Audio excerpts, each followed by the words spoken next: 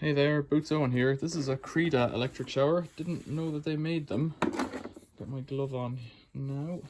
I'm going to do a teardown video of this shower because it might be useful to me or to anyone else who wants to look inside, see if they can fix it themselves or what. I was told it was broken, which is what a lot of people say about things. It has a model number 53-675001, Creda Aquawave. Now the temperature thing is just spinning around without any restriction. Let's get into it. Stainless steel screws there. I was told it was broken and I have no urge to try and repair it because I have a number of electric showers in my house that work and I have a number of spare electric showers just in case they fail. So I'm expecting in here there to be a switch. Yeah, push button switch. And why was that not interacting with that? Maybe it was just because the top wasn't on correctly that wasn't turning.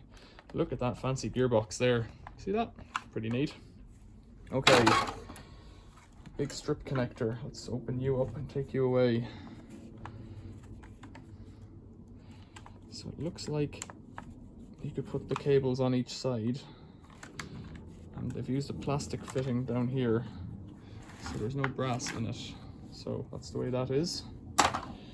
No brass for recycling. Oh, weird. Okay, so it's got another block up here.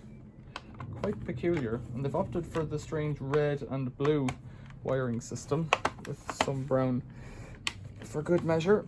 That's an interesting choice of colors. This one has a copper boiler, which is kind of cool. 8500 watts at 240 volts. 7142 watts at 220 volts. So I'm guessing in England, the most you're going to get out of it is 8.5 kilowatts. So I'll just take all the screws that I can see out. This one has an outlet through a hose, a piece of flexible tubing down to the outlet from the boiler. You don't often, in fact I've never seen that, with crimp-on connectors. You can put the pipework in from above and down and over on either side or in rear entry concealed. So I'll recycle all the metal, I'll dispose of all the plastic. It looks like this thing should do two different ones because look, there's these little guys slot together, but it looks like you could have it, maybe that's, no, it's just a way of bringing the action over out of the way there. There is some grease on that. Appears to be something along the lines of some kind of silicone grease on there. There's a little neon indicator light here. That won't come off without the gear coming off. The gear comes off, the screw goes over here into my bucket of screws. The switch just pulls off. That might be worth keeping if I can free it up. Keeping for projects. Let's see if we can get that off. Yeah, it should be possible.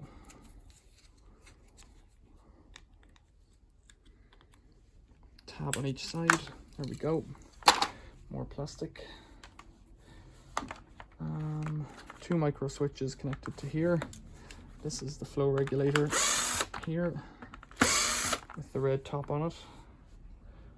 What else can I see in terms of screws? I don't know if I can see any more, so we might be getting to the point where I start yanking it all apart. There's some wire that can be recycled. There's a pretty beefy strip connector. They come in handy. This is the solenoid for the inlet, just like in a washing machine. Doesn't want to come off. Let's get a pliers on it. Beefy cables here.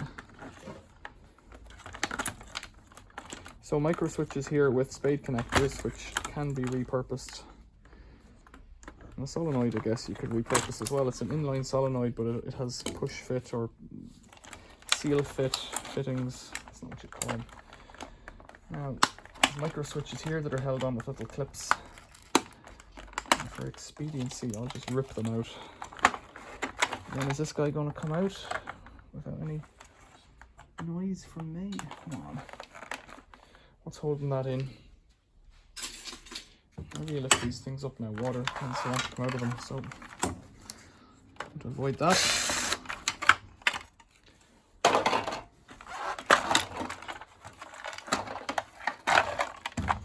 Couple of brass screws up on top.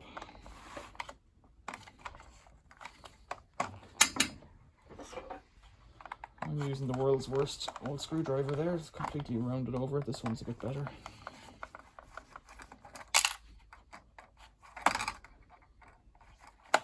This one here on top is a thermal switch.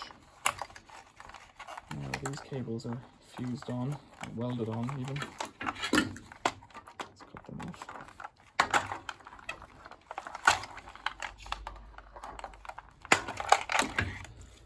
Right, wire for recycling.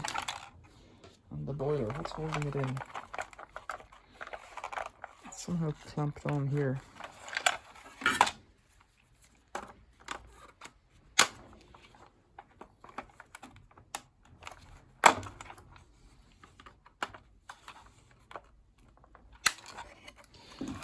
End up breaking it out, and I suspect this band holds the bottom onto it with an O-ring too, so if we could get that off we'd be winning.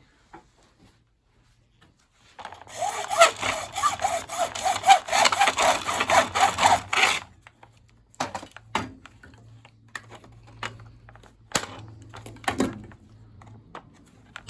we go. That's not how you do it. Right, now we're in. So this should come off with a wiggle. This is possibly full of water. Nope. It's a little miniature copper pot boiler with 2 elements inside. And that can't be recycled as copper. They only give you elements or some other nonsense on it in the scrapyard I go to. So what you can do is saw these guys off. Take this off here.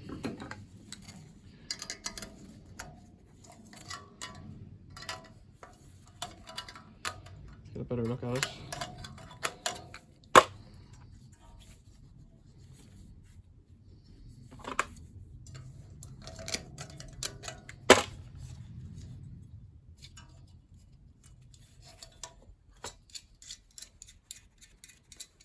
Those nuts are possibly brass as well.